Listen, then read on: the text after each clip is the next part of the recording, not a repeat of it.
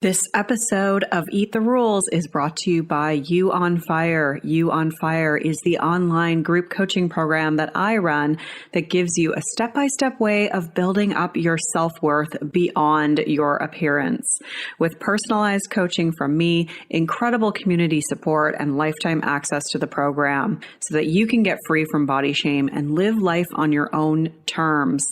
Get details on what's included and sign up for the next cycle at summerinanen.com/you on fire. I'd love to have you in that group. This is Eat the Rules, a podcast about body image, self-worth, anti-dieting, and intersectional feminism. I am your host, Summer Inanen, a professionally trained coach specializing in body image, self-worth, and confidence, and the best-selling author of Body Image Remix. If you're ready to break free of societal standards and stop living behind the number on your scale, then you have come to the right place. Welcome to the show.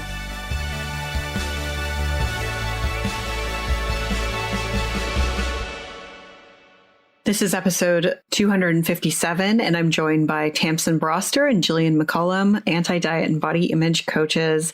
We're talking about binge eating and how to start to overcome it, why traditional thinking-based strategies to stop a binge aren't always enough, why anxiety goes hand in hand with food restriction, and so much more.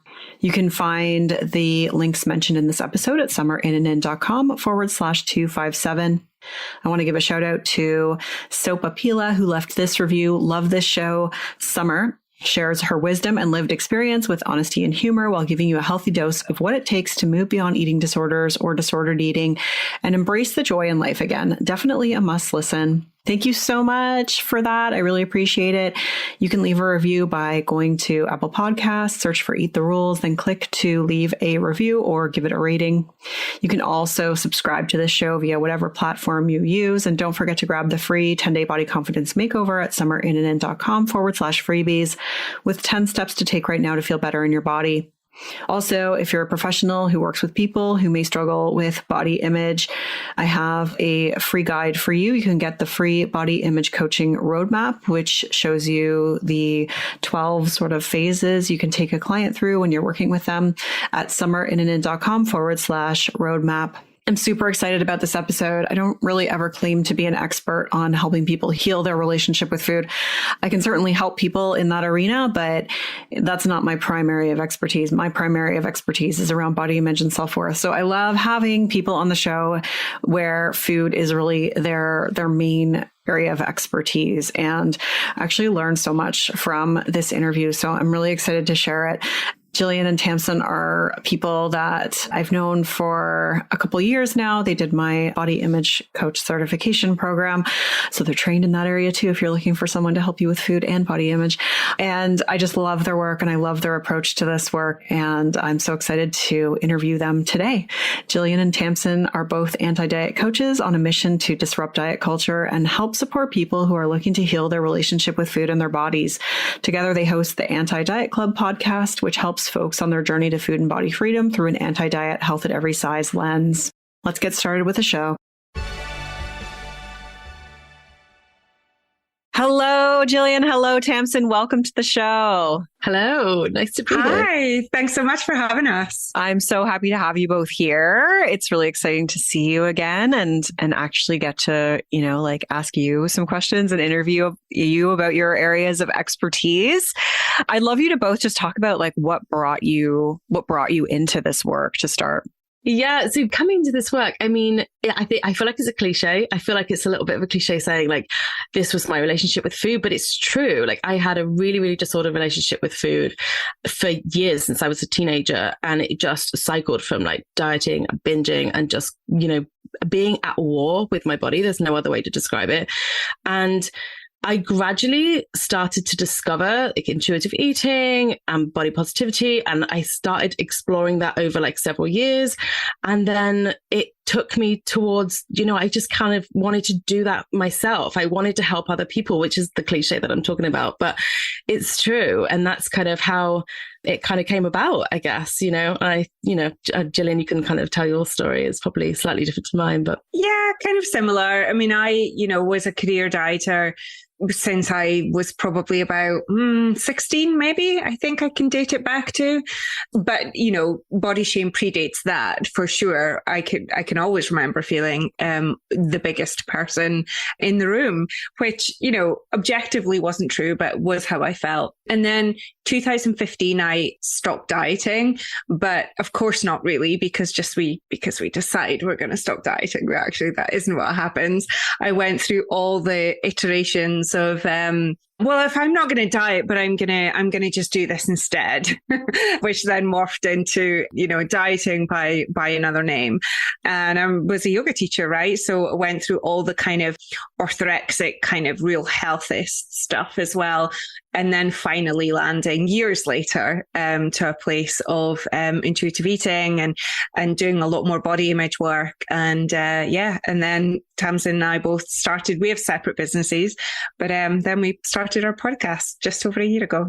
And here we are. Yeah, that's great. That's so great. And so I know you both really kind of specialize in the whole spectrum of helping people heal their relationship with food and their body, but in particular, like binge eating and things like that. And so I'd love to talk to you a little bit more about that, because that's not my particular area of expertise. So I feel like it would be helpful for people, like, how do you even define binge eating? Like, because when I came into this, I thought like, okay, I'm not a binge eater. Like binge eating is like when you like lock yourself in a closet and you eat like just so much food, right? Like, so, I mean, is that what binge eating is? Or like, how would you define binge eating? I'm happy to take this one if you like, Tamsin. Yeah. I think that's a really interesting point you make, Summer, because everyone experiences binge eating differently. And I think you could look at the kind of technical terms that's defined in the DSM, for example. But what I found working with folks is it's really about how they feel about it.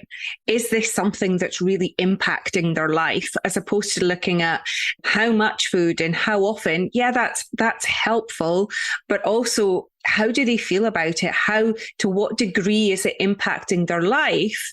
And then also, I think it's really important to get clear on, are they talking about binge eating or are they talking about emotional eating? Which Tamsin and I, in the work that we both do, are really see these things as being quite different and separate, although they do overlap. The kind of causes and therefore maybe ways in which we might want to recover would be slightly different. So that's where I would begin. I don't know, Tamsin, if you want to pitch in anything there. Yeah, absolutely. I think the point you made about it being different for everybody is so true, because it is different for everybody, and people kind of label it differently. And both you and I have both had clients who do identify as binge eaters, but actually when we've kind of talked through it, it's actually not really what we would maybe define as binge eating, but it feels like that to them. It's a very personal thing. I totally agree with what you said there about it being a real kind of individual thing. Mm-hmm. Yeah. And so you mentioned like binge eating being different from emotional eating. So like what's the sort of like, what are some of the differences there? Like for someone who's listening to this, who's like, and not that like labels really matter, but I think the approach you then take to help somebody probably differs. So like what are sort of the differences between the two that you would look for? Yeah, I think with emotional eating, we're really focusing on when somebody is eating in a reaction to feeling something, to an emotion, whereas binge eating is much more a reaction that people may not realize it at the time, much more a reaction to restriction, whether that's intentional or unintentional. So really, it's just about getting curious with the client, curious, and getting them to be curious with themselves about what's going on around the time that these things happen, and that this, like eating things, these eating behaviors occur. And just that's how you kind of get to understand whether somebody's really eating in a reaction to restriction or eating in reaction to emotions. And sometimes both is going on. They're not necessarily isolated. I think what I would say is the common theme around it is there's so much shame. There's so much shame around whether, somebody is emotional eating or binge eating. Any time that somebody feels they just can't control their food, or they don't have the willpower that diet culture sells to us all the time, they will have a certain level of shame and kind of, discontentment around how they're eating. They don't feel like they're free around food. They feel like food is ruling them. I don't know whether Gillian has anything to add on. Yeah, and I think you're right what you say about the overlap there, right? It is if you are continually in this cycle of trying to eat less than what your body actually needs, a binge episode is very much a reaction. It's a really natural response to that particularly long-term suppression of weight, right? And often it's the emotional piece that is kind of the gateway to the binge, right? When we are under emotional duress and we're not taking care of ourselves, or we, are feeling chronic stress and anxiety, our self-care might be low, we don't know how to process our emotions, all that kind of thing can be the gateway to binge eating or a binge episode, which essentially is, sometimes I think, I'm not sure what people sometimes think when Tamsin and I say on our podcast that binge eating is, yes, it feels like we're out of control. It's not a pleasant thing to experience, but it's not that our body is flawed or that it's doing something wrong. It's actually, when you think about it, a really normal and natural response to the restriction that we have been sort of inducing essentially through not eating enough food, so the practicalities of just not consuming enough food, but also the mental restriction around food, as Tamsin described, the shame and the guilt, what we call like psychological restriction. So all of that is at play, and it sounds very complicated, but all of this cycles back to shame around our bodies, which you speak about so much in your podcast. As we often say in our podcast, we wouldn't really have so much of a problem with our food if we didn't have a problem with our bodies. Yeah, exactly. And it's interesting to hear you talk about binge eating, because like when I was a dieter, I don't think I ever would have referred to myself as like a binge eater. And yet there were like so many occasions, like every day, every week, where I would be like, having that compensatory response where I would be like eating so much stuff and feeling a lot of shame and guilt. But I think because I never got to a point where I was like sick to my stomach, I never considered myself to be like a binge eater or have that. But hearing you talk about how just those feelings of like shame and guilt are really the drivers, as well as just having it be a reaction to dieting, makes me sort of think like, well, yeah, I probably was binging, but I just, didn't label it that way. Not that labels necessarily matter, but I do think that there's some helpfulness in just acknowledging that, like, this is happening as a response to something else, not because you don't have control. Like I think most of us feel like it's because we don't have control. Mm-hmm. Yeah, absolutely. I think, quite a lot of the time we're so focused on us being the problem that it's our thing. It took me such a long time when I first heard that, binge eating was really this response to the restriction. It took me such a long time for that penny to really land. I don't think that's something you just go, oh yeah, okay, yeah, that's it. And it takes such a long time to figure that out. And then you almost feel like cheated that, really diet culture has you fixated on the way you're eating as the problem, not the way you're restricting. Yeah, totally. Yeah. So when you're working with people around binge eating, like what's kind of the first step towards healing? So in terms of binge eating, I think I would encourage or be curious, I suppose, with my client in the beginning as to what does their eating patterns look like. Is for what I see a lot, for instance, is people like what we call backloading their food. And I was a classic example of this, so I can spot this a mile off. And that's someone who wakes up every morning and it's day one, right? I'm gonna do my best today. I'm gonna really, best meaning, eat as little food as possible or stick to the plan or whatever that is. And I used to do that. I would lay it out on my kitchen counter and I'd be like, yeah, that's an appropriate amount of food for anyone in a day, which of course it wasn't, because I was looking at it through a diet culture lens. And then that food would be gone by 11 a.m. because I'd be hungry and I would just, eat the food. And then, of course, I would starve from like 11 a.m. until like 6, 7 p.m. when I came home in the evening. And then that's when a binge would happen. So another thing I suppose to note around binging is sometimes it can happen after months and months and months of restriction. But for me, that was the case. But then eventually it was just like every night. I couldn't even hold it together for a day. And so for me, and what I help clients with is really trying to be realistic about the amount of food that we actually need per day, per week, per month. And then we almost describe as mechanically eating. So eating in a really regular way, trying to not get to that place of complete starvation. And then we then fall into this, response of eating everything that isn't nailed down. So trying to get, I see it a lot for folks who maybe don't eat breakfast or maybe try and hold off having that first meal for as long as they possibly can in the day. Or that kind of stuff is really going to get our bodies into that place of anxiety, right? We are designed to be anxious when we aren't fed. That's biologically good. So trying not to get into that place of feeling like we're so low on the hunger scale that we need that, we fall into that kind of compensatory behaviors. So that's what I would start. I don't know, Tamsin, if you would agree, but just trying to get into that. So 3 meals a day plus as many snacks and just going.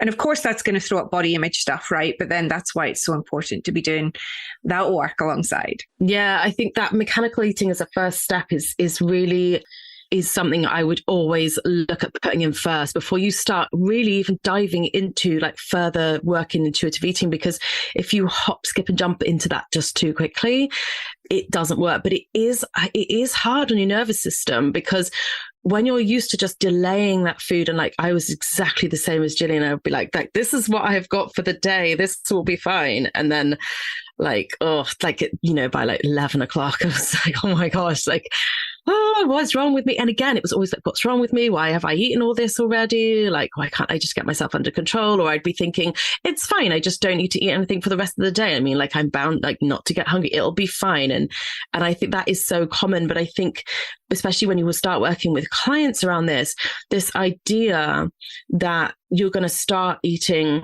like 3 meals a day, but you're going to start eating early. You're going to start that like almost like opening that door to allowing food in straight away can be really scary, because often people, and I know I did, will view their binge eating as how they would eat if they were allowed to just be around food. Oh, yeah. Because it feels so scary. It's like, oh, if I was allowed to be around food like all the time, if you're binging at 10 o'clock at night, it's common to be thinking to yourself, well, it's a good job I didn't start doing this at 8 because this would be my whole day, which actually the opposite is true. But that's really hard to kind of accept or believe, like when you're first starting out. And it's understandable. This is why it's baby steps. It's not rushing in. It's not like, here's your 6-week plan and this is it. It just doesn't work like that. So it's gently, baby steps. Yeah. Oh my gosh. You both said so many good things there. Like, and I think that a couple of things I just want to call out, like Gillian, you just said about feeling anxious, like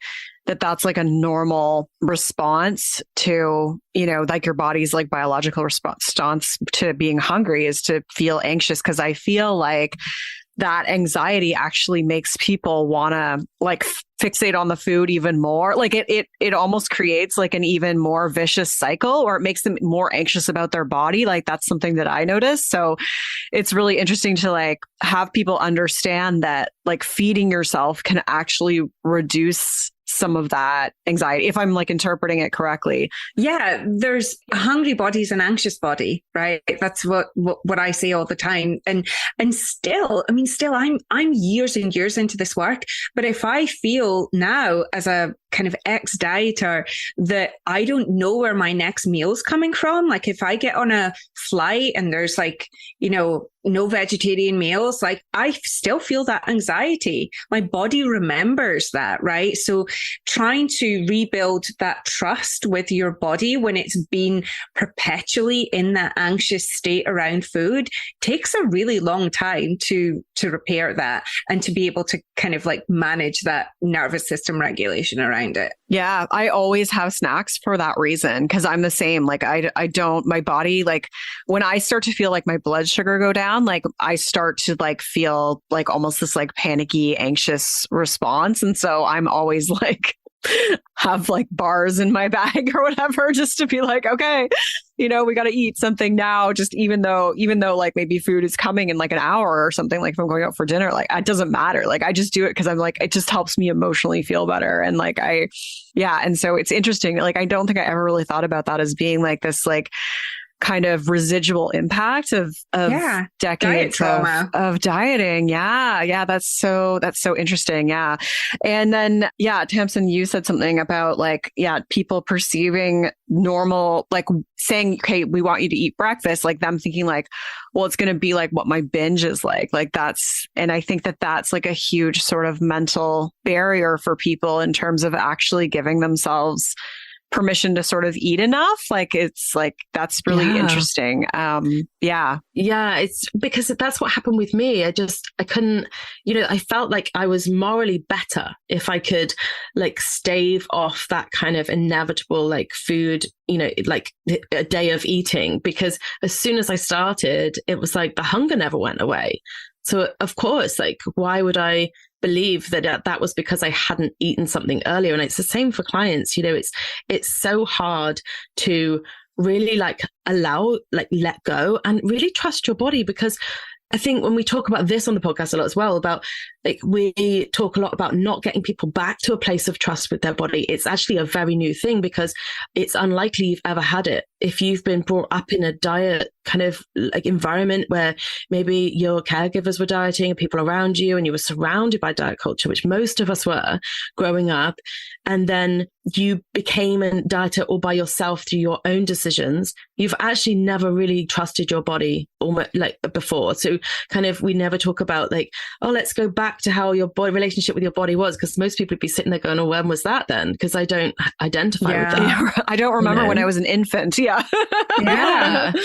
that's really the only time, and even then it's still can be reasonably controlled. We've interviewed a few people on the podcast that talks about their experience of essentially what we're talking about here is food insecurity, even though for us it wasn't the driver wasn't an economic driver, it was a self-imposed famine for us. Whereas for a lot of people, a couple of folks we've interviewed in the podcast, their environment around food growing up, there was insecurity around food. So again, there wasn't, as Tamsin saying, these memories of just this peaceful, joyous relationship with food. It was always quite strained. It was always feast or famine, sometimes through diet culture, but sometimes not, depending, what your childhood was like.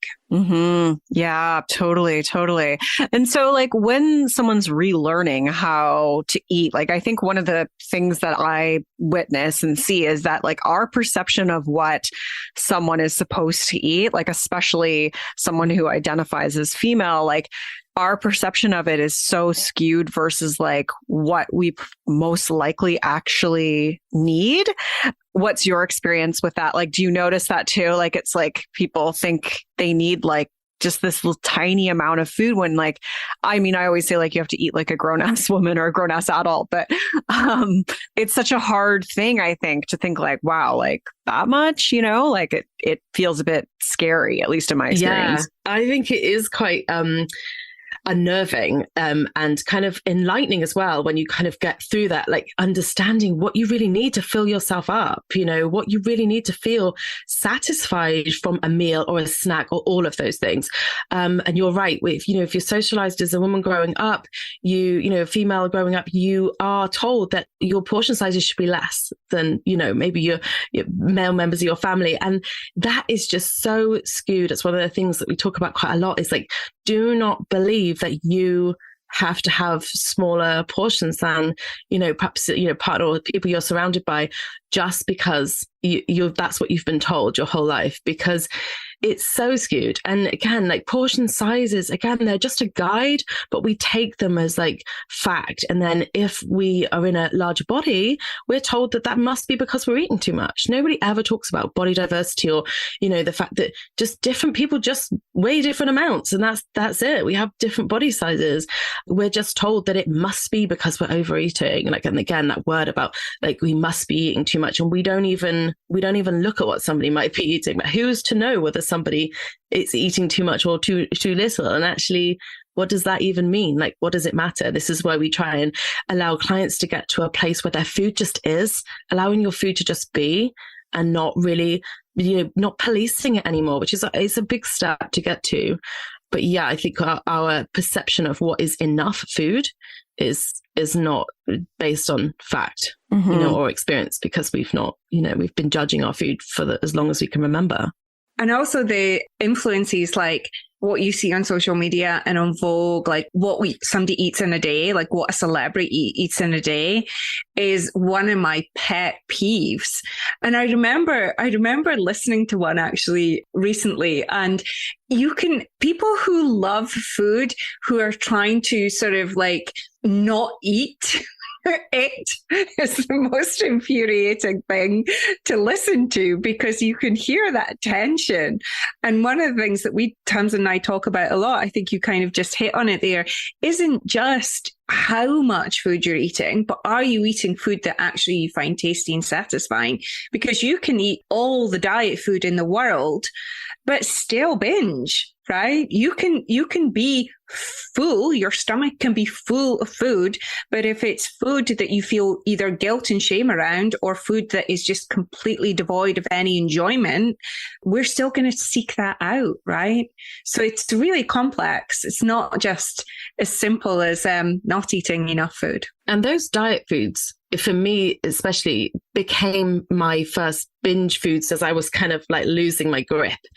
You know, if I'd started a diet, the diet foods, or the foods that were allowed, became like, you know, the replacement things for the things you enjoy, like, you know, the foods that are demonized, like chocolate and crisps and stuff like that, any kind of like substitutes, eventually just became like the first things that I would just consume loads of. Because I'm thinking, well, okay, if I'm going to consume lots of food, then it might as well be this good food, like quotes good food, which it's not. And you start losing your mind around that, and then that just doesn't satisfy you. That doesn't fill you up, and it just goes on and on and on. And then you just always think that you are the person that's the problem. Yeah, I can't tell you how many like plates of paleo brownies I ate trying to just like, trying to like negate the guilt, you know, but it was also just like, why can't I stop eating this?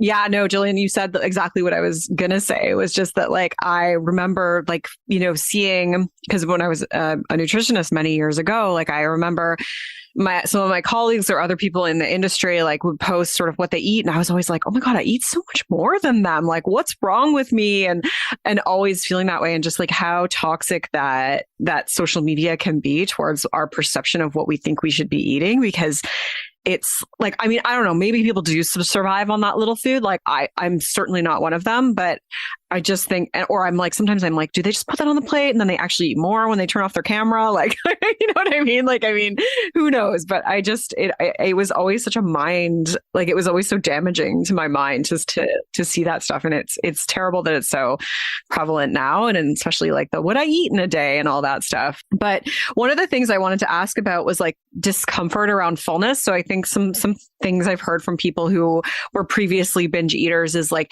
this feeling of like, it almost feels like threatening or scary to have that sense of fullness. So like, what's your advice to someone who maybe struggles with like that feeling of fullness? Because that was always like something that almost like there was like almost like a sense of alarm attached to it. Yeah. What I would always get really curious around first with the client is when we talk about discomfort around fullness, are we talking about physical discomfort or are we talking about emotional discomfort? And I think clients will, most of the time, what I see, talk about it through the terms of physical discomfort. And that's not to say that isn't true, because we can make ourselves physically sick with, you know, when we've had a binge episode.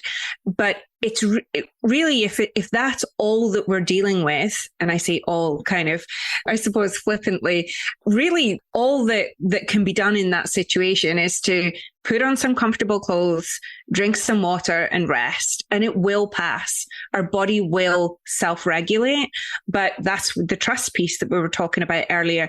Dieters have a mistrust in that their body has the capability of self-regulation, right? If we get out the way and allow our bodies to lead, we just assume that binging is just going to be what we do all the time.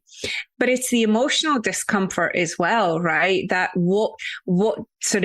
what's activated inside us when we start to get past that neutral point. Because I know when I was a dieter, I wouldn't let myself get full. I would go from empty to neutral. And then I would just feel like I was needing to eat all the time. And of course, because I was never getting what I would describe as meal full.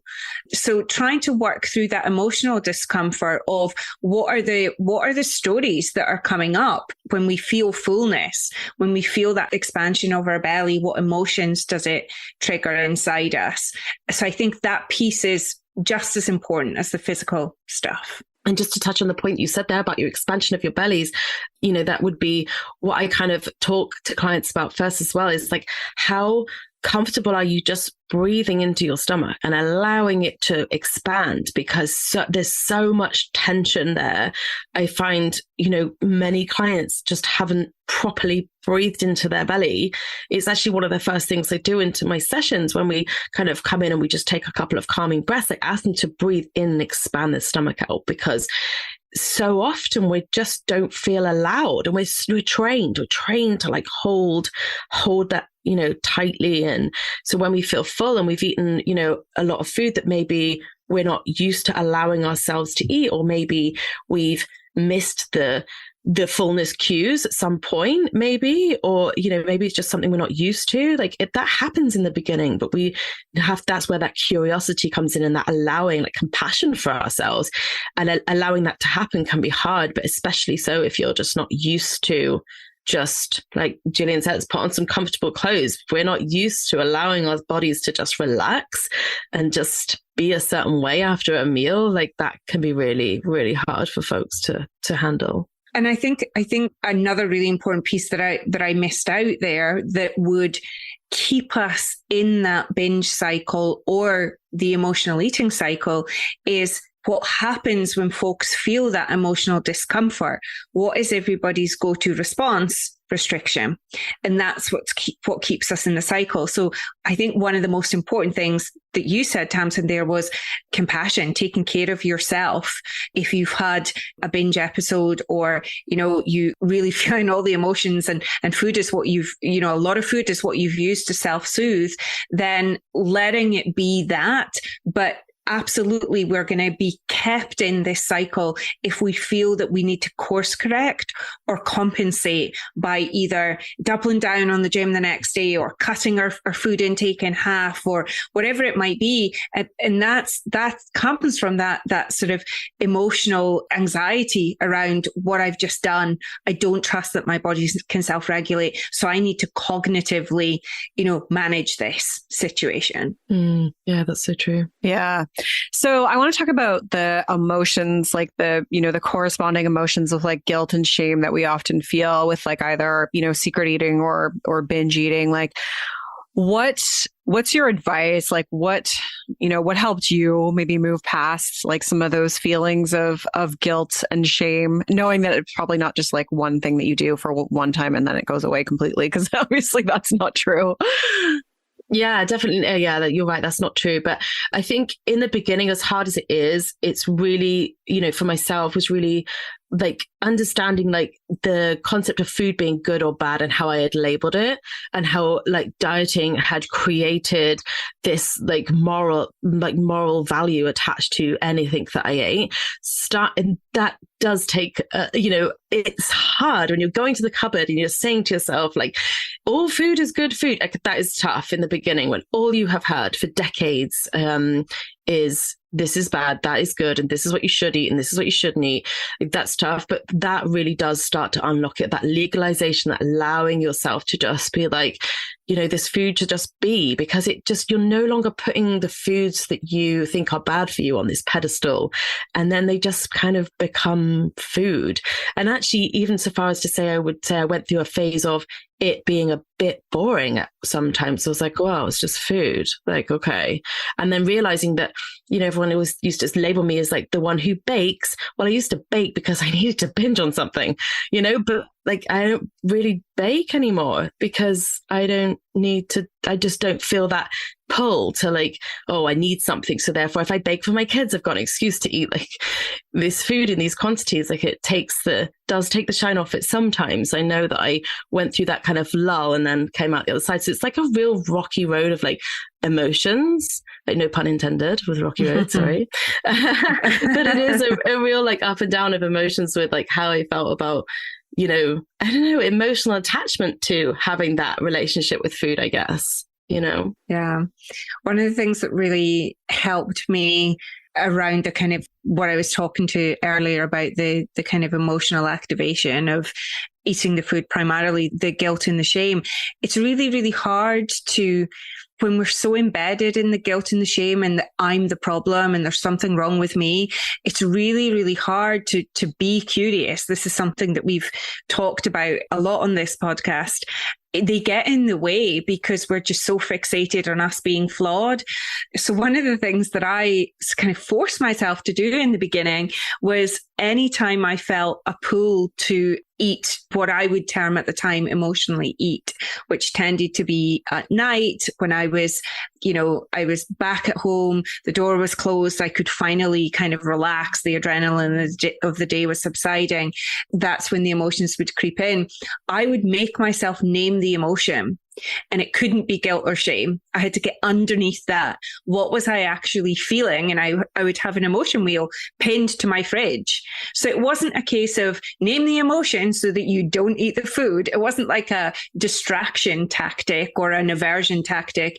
It was just get really clear as to why I'm eating this food. It's okay to eat the food, but can I get clear as to why? Is it loneliness? Is it sadness? Is it stress? Is it whatever it is? It's okay, but be clear. And that was the first step for me. And once I did that, it was then easier to have some self-compassion because I kind of knew then what I was dealing with, as opposed to just like, I'm the problem, I can't control myself around food, and that's that. We hit a brick wall with that. But if you can get underneath it and look at what the actual emotions might be, not only can we find I don't want to see different solutions because food's always a great solution, right? To self-soothing and comforting, but additional solutions, extra solutions, other solutions that might help once we actually know what we're feeling. We were talking about having like a toolbox, don't we? And expanding our toolbox. And we were doing our emotional eating episode. I think we were talking about not taking emotional eating off the table. Really kind of like knowing that we only feel that way about it because we're labeling it as something that diet culture has labeled as bad. Like there are people who maybe eat emotionally, but they just don't call it that. They just eat and then they move on.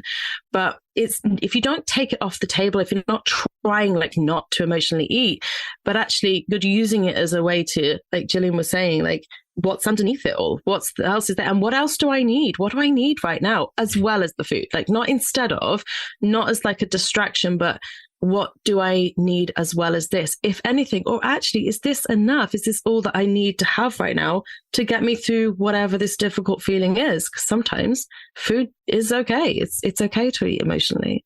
Yeah, I think what I'm hearing that's just really clear is like, you're not asking people to, choose one or the other, which I think is like pretty mainstream, I would say, recommendations around emotional eating or even binge eating, or like to, deal with the thoughts and like try to distract yourself or like go for a walk or do all these other things. And what I'm hearing is that like, that's not really helpful. It's more helpful to, allow the emotional eating and tend to the emotions that are there as well. Yeah. And same with binge eating. Like, can we try and not make it wrong? As unpleasant and distressing as it can be, sometimes I even say to clients, would it be helpful if we didn't call it binge eating?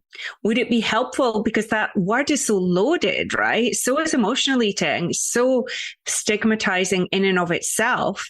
Can we just say we ate a lot of food and maybe get curious as to why. Not that it's bad, but if it doesn't feel good in our body and we feel, that, as we were saying, that eat to the point of feeling sick, like getting curious as to what's happened. Have we eaten enough during the day? Have we been trying to suppress? Have we been feeling guilt and shame around the food that we're eating? And then, as Tamsin said, like, do we know what's in our toolbox? Can we use them when it comes to actually coping with our emotions? And I think that's really, really hard to a place to get to, as I say, when you're just in that place of, these are my eating behaviors and it's wrong and bad, and that's why I'm the size that I am, which was my story. I think it's really like interesting to ask clients if they would call it a binge if it was a different type of food that perhaps they associated with being like having a good, being a good or a healthy food, like quote unquote, would they attach that label to it? Probably not. That's, often we never hear people kind of saying, oh, I just binged on salad, because we think we're morally good if we've eaten salad or we've chosen that as a thing. That's quite often, I ask clients that, like, would you call it that? That's so true, isn't it? Yeah, absolutely. Absolutely. Yeah. So the last thing I wanted to talk to you both about was that I know obviously you both teach intuitive eating, but like you also say that that's not the full answer. So what do you mean when you say that? We did dive into this quite deeply on the podcast before, but, I love intuitive eating. But again, I think it's so different for everybody, and it depends on the person. I don't think it's a one size fits all straight out of the back of diet culture.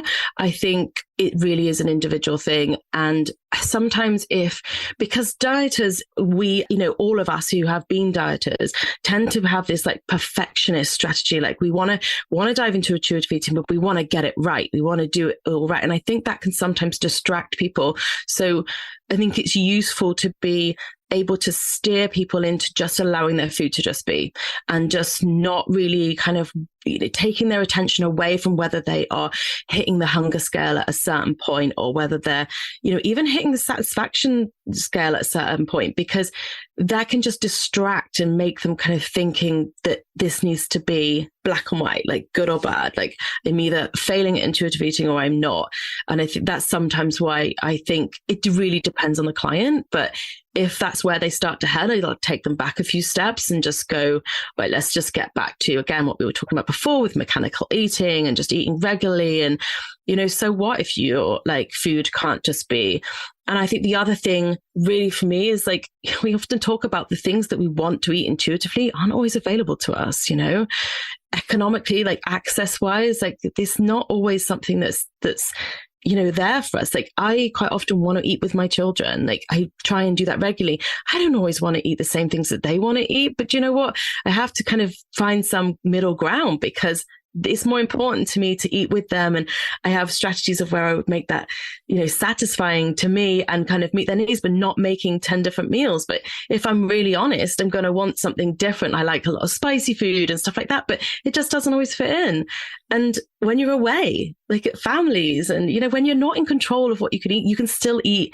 You can just allow your food to just be, like I said, right? I think, if it stops somebody from choosing to eat, that's when I kind of would take them back a step and say, well, actually, eating is the first step, not eating, in like some sort of perfect intuitive way. Yeah. We can really get caught up in making intuitive eating a diet, because you're right. Dieters tend to be perfectionistic. It tends to be binary thinking. We're either on or off the wagon, and people can be caught so many people come to me and they're like, I'm coming to learn how to do intuitive eating better than how I've been able to do it myself. And there really is no better. I would say the work then is, actually, how can we work through the emotions that's coming up when you feel like you're not doing it right? Like, what does doing it right even look like? How can we just be okay with, maybe our food isn't entirely satisfying. We can't afford the food that we would love to eat. We often have to eat when we're not hungry because of our schedule, because of when in the day we want to exercise, or, there's so much that actually means that we can't be completely intuitive. So I think a lot of the work is how can we be okay with that and be okay with where our bodies land in that process, and using it as a guide, but not getting fixated on it at all. Mm-hmm. It's really hard to break away from that rigid, follow a plan, do X, Y, and Z to get this result. It's really hard to break away from that. Tamsin, I was laughing when you talked about your like having to eat what your kids eat, because I literally have to eat spaghetti every week, and I'm like, how much more of this can I take? Yeah, exactly. But when it's like really important to you to do something, that I missed out on so many years of that, like eating with my kids, and no, this is really what Mummy wants to eat. It wasn't what I wanted to eat, and I was eating their leftovers because I actually just wanted food, like more food, But just talking about like intuitive eating, that I did a webinar recently about intuitive eating. One of the first slides was, I want you to get it wrong. I actually genuinely want people to kind of like almost aim to get it wrong, so that they can, because if they're getting it wrong, if they're getting it like an air quotes wrong, then they can get curious about what's coming up. If they're doing it perfectly, then they've almost certainly nailed it into a diet straight away. Yeah, totally. I think this has been hugely helpful. I loved everything that you were talking about here. So I really appreciate you taking the time. I'm excited for people to hear this episode. Where can people find more of you each, both? Yeah, so we have separate businesses. We work independently. You can find me at GillianMcCollum.com. I'm on Instagram as well. I'm a different name there. I am Gillian Wilson is my handle over on Instagram. But if you want to find a place where you can hear from both of us, that would be our podcast, which is the Anti-Diet Club podcast. Yeah, I'm also on Instagram. I think that's mainly where I hang out. I am just Tamsin_Broster, and my website's of the same name. And I've also got a Facebook group, so I tend to hang out on there. So, yeah. So neither of you are on TikTok yet? Oh, okay.